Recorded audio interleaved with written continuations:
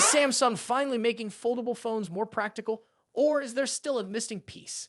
A new leak suggests that the upcoming Samsung Galaxy Z Fold 7 is going to be thinner than ever. This is a big deal because one of the main complaints about foldable phones has always been their bulkiness.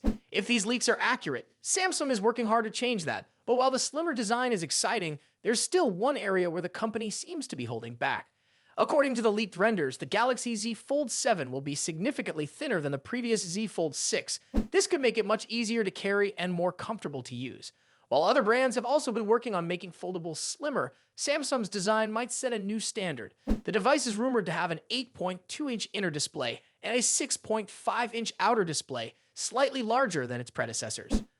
On the inside, Samsung isn't cutting any corners when it comes to performance. The Galaxy Z Fold 7 is expected to be powered by the Snapdragon 8 Elite for Galaxy, the same processor used in the Galaxy S25 series. This means users can expect top-tier performance whether they are gaming, multitasking, or running demanding apps. There have been rumors that Samsung might use its own Exynos chip in some regions, but since Samsung has a strong relationship with Qualcomm, the Snapdragon option seems more likely. The cameras are also getting an exciting upgrade. The main camera is rumored to feature a 200-megapixel sensor, a huge jump from previous models. This could mean sharper photos, better low-light performance, and improved detail. However, the rest of the camera setup, including the ultra-wide telephoto, front-facing, and under-display cameras, is expected to remain the same as the Z Fold 6. Foldable phones have often been criticized for having weaker cameras compared to standard flagship models, so this improvement could be a big selling point. Now let's talk about the one area where Samsung doesn't seem to be making much progress: battery life. The Z Fold 7 is rumored to come with the same 4,400 mAh battery as its predecessors. For a device with such a large display and high-end features, many users were hoping for a bigger battery. Samsung has been using this battery capacity in its foldables for years, despite feedback from users wanting more. However, there's still a chance that improved chip efficiency and software optimization could help extend battery life, even if the capacity remains the same. Another thing to consider is the release date. According to leaks, the Galaxy Z Fold 7 is expected to launch in mid-July. This follows Samsung's usual schedule for foldable devices, though a slight delay is possible, especially since the Galaxy S25 series was released later than expected. The foldable phone market has come a long way over the past few years. When Samsung first introduced the Galaxy Z Fold series, many people were skeptical. Early models were thick, had visible creases in the display, and were not as durable as traditional smartphones. But with each new generation, Samsung has refined the design, improved the hinge, and made foldables more practical for everyday use.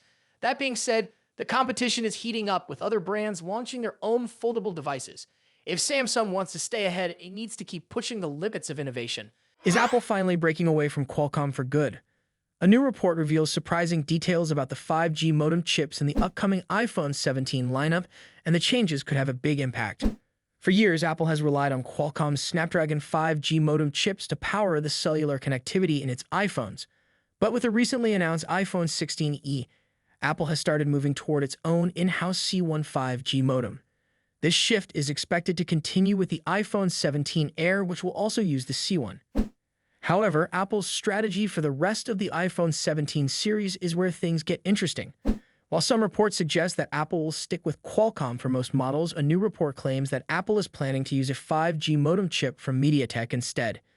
If true, this would mark a major shift as MediaTek has never supplied modem chips for iPhones before.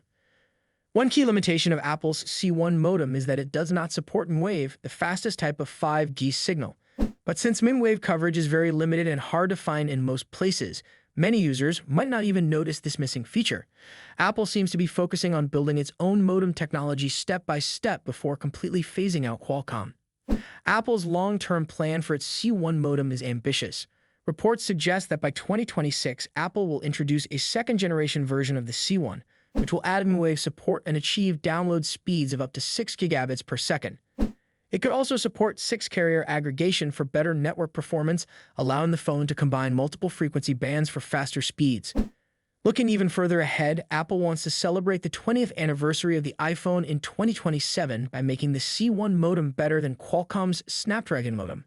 Apple hopes its modem will not only match Qualcomm in speed but also outperform it in artificial intelligence features. The company is even working on making its modem compatible with satellite networks, allowing users to send text messages or even make calls in areas where there's no cellular signal.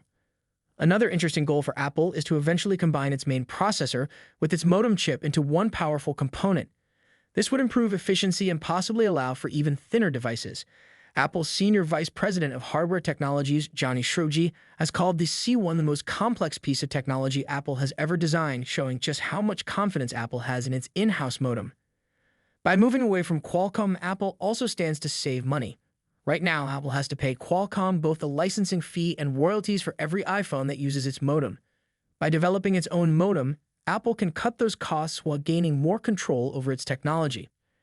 So, what does this mean for future iPhones?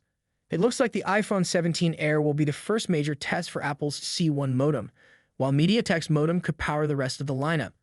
Then in 2026, Apple plans to expand the C1 to all iPhone models with an improved version.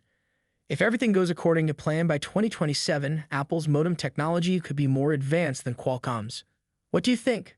Is Apple making the right move by switching to its own modem chips, or should it stick with Qualcomm? Let me know your thoughts in the comments.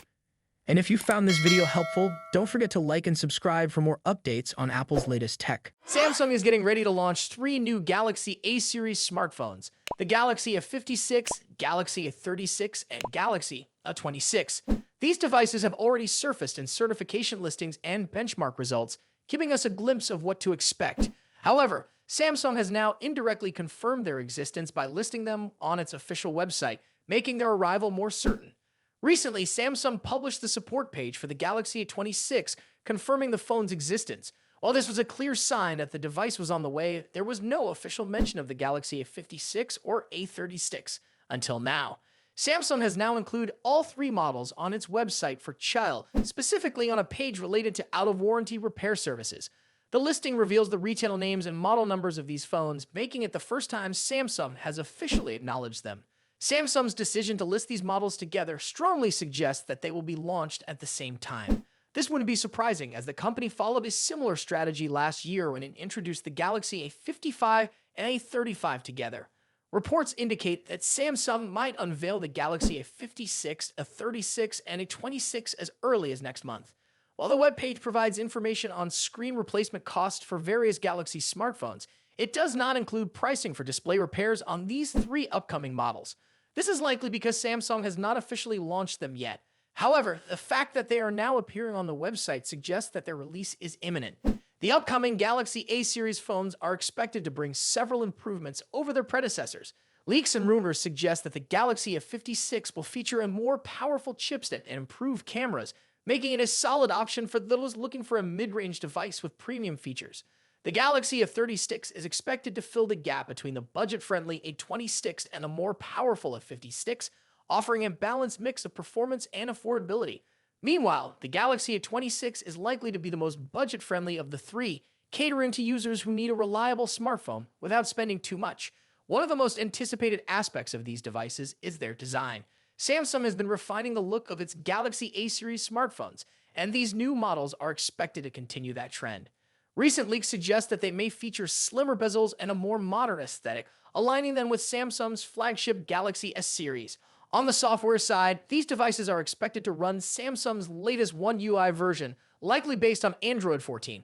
Samsung has been focusing on software optimization, and the new A series phones could benefit from smoother performance, improved battery efficiency, and longer software support. Battery life has always been a strong point for the Galaxy A series, and these new models are expected to continue that trend. The Galaxy A56 in particular might come with a larger battery capacity and improved fast charging capabilities, making it an appealing choice for users who need a device that lasts all day. Samsung's decision to list these phones on its website ahead of their official announcement suggests that they are in the final stages of preparation.